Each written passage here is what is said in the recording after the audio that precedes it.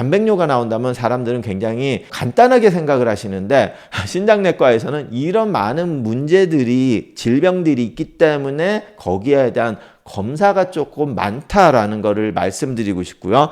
그리고 그렇게 많은 질병들 중에서 우리가 고칠 수 있는 질병도 있고 어떤 거는 고칠 수 없는 질병 아니면은 조절만 할 수 있는 질병 이렇게 다르기 때문에 거기에 대한 치료 방법이 너무 달라서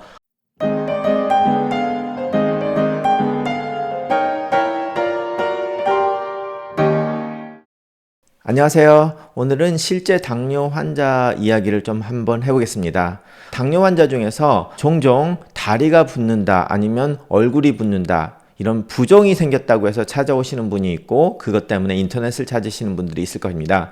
그래서 오늘은 거기에 대해서 실제 예를 들어보면서 말씀을 한번 드리겠습니다. 자, 먼저 이야기에 앞서서 부종은 굉장히 안 좋은 문제가 있다는 것을 암시해 주는 경우가 굉장히 많기 때문에 부종이 생기셨다면 반드시 의사를 찾아가서 상담을 하시고 진료와 적당한 치료를 받으시는 것을 꼭 말씀드리고 싶습니다.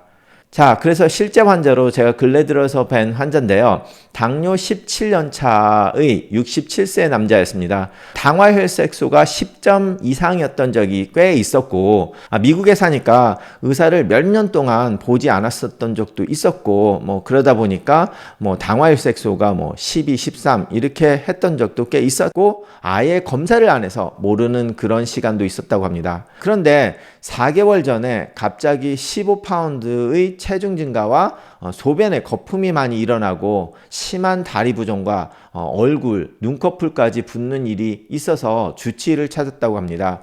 그래서 거기서 검사를 했더니 소변에서 3600mg의 단백뇨가 나오는데 크레아티닌 아니면 GFR은 괜찮으니까 별로 문제가 없다고 말씀을 듣고 그냥 6개월 후에 다시 한번 오시라고 이렇게 말을 들으셔서 너무 불안한 나머지 의사를 바꿔서 저희 병원을 방문하신 케이스입니다. 자, 4개월 전에 이런 일이 시작이 됐는데요. 지금까지도 제 병원 방문 시 흡연을 하고 계셨고요. 자, 그래서 이분은 인터넷을 굉장히 많이 찾아보시면서 여러 가지 질병을 찾아보고 콩팥에 문제가 있다는 게 가장 큰 이유일 거라 해서 저를 찾으셨는데요. 자, 그래서 오늘은 이런 당뇨 환자 그리고 당뇨 환자가 아니더라도 부종이 생기는 거에 대해서 좀 간단하게 리뷰를 해보되겠습니다. 간단하다는 것은 총괄적인 것만 오늘 이야기를 하고요. 제가 말씀드린 한마디 한마디가 1시간 이상의 강의가 될 수 있기 때문에 오늘은 약간 거달키로 부종이 있었으면 이런 질병이 있고 이런 문제가 있기 때문에 의사를 보라는 그리고 거기에 대한 검사와 거기에 대한 치료를 하라는 것을 대충 말씀드리고요. 다음에 각각의 질병에 대해서 조금 리뷰를 하는 시간을 만들어 보겠습니다. 그리고 예전에도 제가 각 질병에 대해서 이야기한 적이 있기 때문에 제 채널에서 검색을 해보시면 좀 더 자세하게 강의를 해놓은 것이 있거든요. 그래서 그걸 보시고요. 자, 그래서 부종이 생겼다, 몸이 부었다고 하면 크게 3가지로 그 이유를 들 수 있습니다. 가장 흔한 것이 이제 콩팥병이 되겠고요. 그리고 간경화, 즉 말기 간 부전증, 그렇고 아니면 심장에 문제가 있다든지 했을 때 부종이 생기는데요. 심장에서는 특히 이제 우울혈성 심부전이라고 말을 하는데 그런 경우에도 생길 수 있고 판막에 질환이 생겼을 때도 그렇고 심근경색증이 있거나 이런 식으로 해서 심장이 박출을 못해서 결과적으로 심근경색증으로 인한 심장의 질환으로 인해서 우울혈성 심부전이 된 그런 이유 때문에 부종이 오기 때문에 굉장히 안 좋은 질환이니까 이렇게 부종에 대해서는 꼭 의사를 찾아보시라고 말씀을 드린 거고요.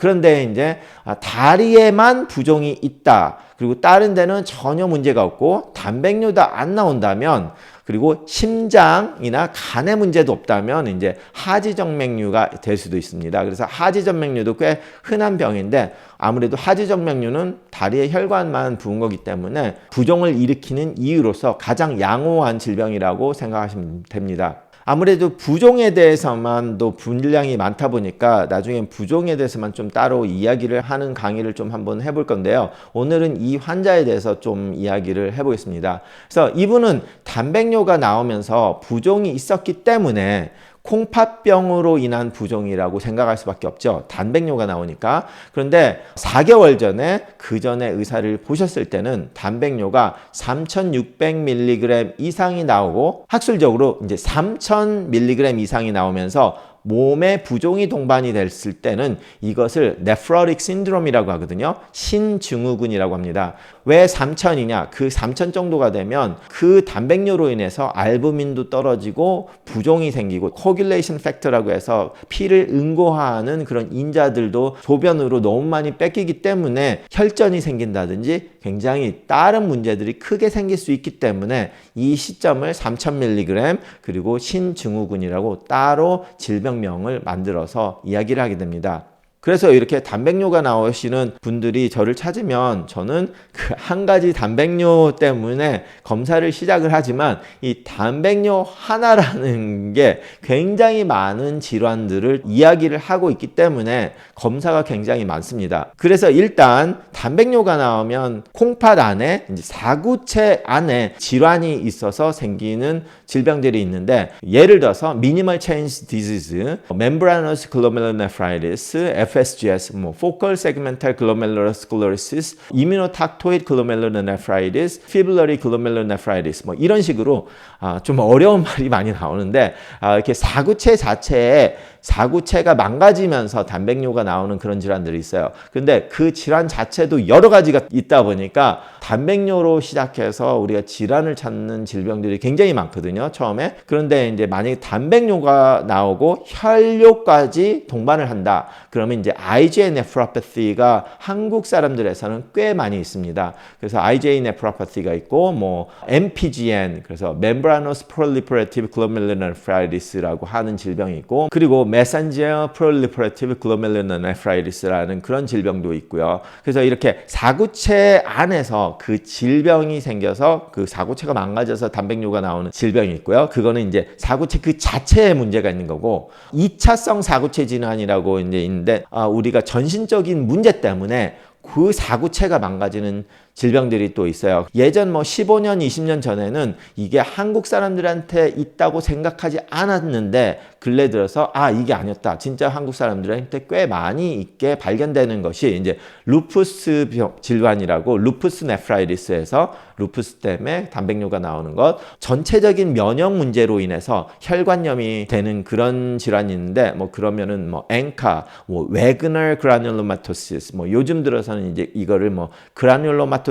with polyangiitis 해가지고 혈관염으로 인해서 콩팥에 문제가 생기는 그런 질환, 크라이오글로빌리네미아 이런 게 있고 anti-GBM disease라고 해서 우리 사구체 자체에 우리 면역 세포가 반응을 보이는 그런 질환이 있고요. IgA도 어떻게 보면 같은 그 종류긴 한데 anti-GBM disease라고 하는 게 있고 Henoch-Schönlein purpura라고 하는 혈관염, post-infectious glomerulonephritis라고 하는 그런 감기나 어디가 골맞거나 수술을 한 다음에 거기가 골맞는데 그 골문 게 우리 면역 세포를 자극을 했는데 그 면역 세포가 잘못 생각을 해서 콩팥을 공격을 하는 그런 질환으로 변하는 때가 있거든요. 그래서 이제 여러 가지 감염 때문에 생길 수 있기 때문에 post-infectious glomerulonephritis라고 이제 명명을 해서 질환들이 있습니다. 자, 제가 이렇게 질환들의 영어를 많이 쓰는 이유가 한글로 그런 질병명이 없는 것도 많고요. 한글로 바꿔놔도 결과적으로 한글을 그냥 발음 그대로 영어로 표기한 그런 질환이다 보니까 제가 오늘은 영어를 많이 할 수밖에 없습니다. 그런데 제가 이렇게 어려운 의학 용어를 쓰는 이유는 그 용어 자체가 영어로 돼 있고 한국에서도 영어로 진단명이 나오는 경우들이 많기 때문에 제가 몰라서 한국말로 모르는 것도 있지만 대부분의 경우에 한국말로 표기가 되지 않는 것들이 많거든요. 그런데 거꾸로 단백뇨가 있어서 자기 의사를 보셨는데 그런 질환이 있다면 거기에 대해서 이제 알아야 되니까 제가 좀 어려운 말이지만 의학 용어를 그대로 말씀을 오늘은 드리겠습니다. 그리고 단백뇨가 나온다면 사람들은 굉장히 간단하게 생각을 하시는데 신장내과에서는 이런 많은 문제들이 질병들이 있기 때문에 거기에 대한 검사가 조금 많다라는 거를 말씀드리고 싶고요.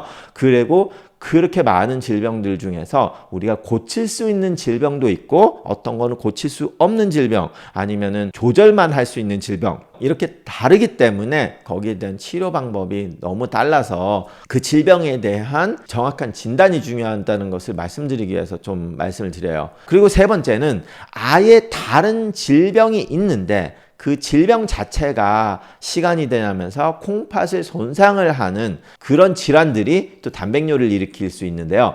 가장 대표적인 질환이 당뇨병이죠. 그래서 우리가 당뇨병성 신장병, 영어로는 diabetic nephropathy라고 하는 그런 질환이 가장 흔하고 미국이나 한국이나 투석을 하는 사람의 50%가 당뇨 때문에 투석을 하게 되죠. 그래서 이 diabetic nephropathy 때문에 콩팥이 망가져서 투석을 하는데 이렇게 다이베릭 네프로패티 하면 거의 대부분 단백뇨가 나옵니다. 물론 단백뇨가 안 나오는 다이베릭 네프로패티도 좀 약간 있기는 한데 대부분 나오고요. 그리고 이제 고혈압이 hypertensive nephrosclerosis라고 해서 고혈압 자체가 사구체를 망가뜨리고 콩팥을 망가뜨려서 단백뇨가 나오는 질환. 그리고 이제 아밀로이도시스라고 해서 좀 어려운 질환인데 이제 희귀성이라고 할 수는 있지만 신장 전문의는 종종 보는 질환인데 이제 이런 질환, 라이트 체인 디지즈 아니면 멀티플 마일로마, 뭐 다발성 골수종이라고 하는데요. 이것도 일반 내과에서는 좀 희귀병이라고 생각을 하는데 신장 내과에서는 종종 보게 되는 거거든요. 그렇게 다발성 골수종 때문에 단백뇨가 나와서 결과적으로 다발성 골수종을 알고 이거를 찾는 것보다 대부분 콩팥에서 문제가 있거나 단백뇨가 살짝 보여가지고 검사를 했더니 다발성 골수종이 발견됐다. 이런 식으로 이제 찾게 되는 경우가 많아요. 그래서 암 전문의를 보시게 되는 경우도 있고, 그리고 미국 사람들도 많지만 한국 사람들도 많은 질병이 FSGS인데 그게 이제 1차적으로 콩팥에 데미지를 와서 FSGS라고 할 수도 있고, 세컨더리로 포컬 세그멘탈 글로메룰러 스클레로시스에서 2차적으로 문제가 생기면서 단백뇨가 나오는 그런 질병들이 있습니다. 자, 벌써 말씀드린 거를 조금 반복을 하는 건데 약간 좀 더 말씀을 드리자면 다른 질환 때문에 단백뇨가 나오는 경우들이 있는데 암 때문에 단백질이 많이 만들어져서 오버플로우식으로 해가지고 콩팥을 통해서 단백질이 나오는 그런 경우들이 있습니다. 콩팥암 아니면 골수암, 백혈병이나 림포마 이런 식으로 했을 때도 단백뇨가 나오고요. 대장암, 위암, 폐암, 유방암, 뭐 멜라노마, 멀티플 마일로마 같은 경우에 콩팥을 직접 문제를 만들기도 하고 이래서 암이 있을 때 단백뇨가 나오기도 하고요. 그리고 약을 쓸 때 그 약 때문에 단백뇨가 나오는 질환들이 있는데요. 대표적인 게 이제 인터페론 알파 항바이러스 제제죠. 이거를 쓸 때 단백뇨가 나올 수도 있고요. 다 나오진 않지만 나올 수도 있고, 리티엄 약인데 이제 바이폴라 디소더, 조울증 뭐 이런 정신과적인 문제가 있어서 리티엄 약을 예전에 많이 썼어요. 그래서 그 리티엄을 복용하시는 분, 그리고 소염제, 에드빌, 아이비프로핀, 멜록시캠, 다이클로페넥 뭐 이런 식으로 해서 소염제 약이 콩팥을 망가뜨리기도 하지만 단백뇨를 만들기도 하고요. 면역 억제제, 이제 이식을 했거나 심장, 간 뭐 이런 거 이식을 했을 때 면역 억제제를 쓰는데 서럴러미스라고 하는 면역 억제제 약이 단백뇨를 만들기도 합니다. 뭐 다른 약도 그럴 수도 있지만, 그리고 이제 뭐 한국 분들은 마약을 하시는 분이 많지는 않지만 미국에 같은 경우는 헤로인이나 코케인 같은 거를 할 때 단백뇨가 나올 수도 있고, 뭐 바이러스 감염, 한국 사람들 B형 간염 많죠. 그래서 B형 간염, C형 간염, 대상포진, HIV, 매독, 뭐 앱스타인 바이러스나 뭐 코로나 바이러스, 이번에 코로나19 나왔을 때도 갔지만 코로나19 전에도 뭐 코로나 바이러스라든지 감기 바이러스 때문에 이런 바이러스가 단백뇨를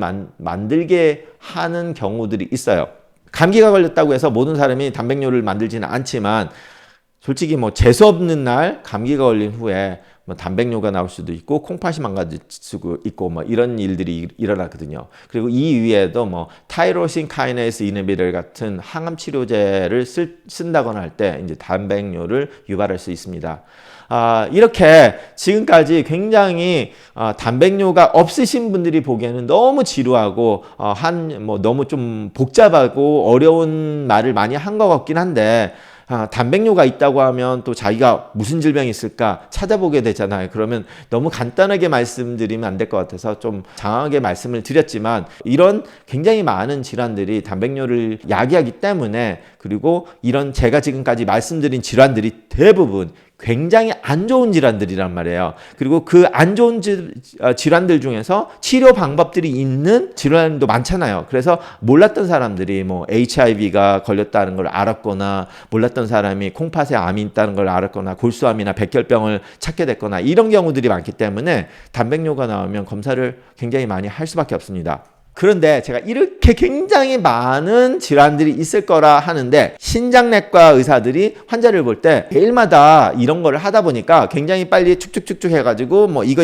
하세요 하고 다음에 오세요 이렇게 해버리거든요.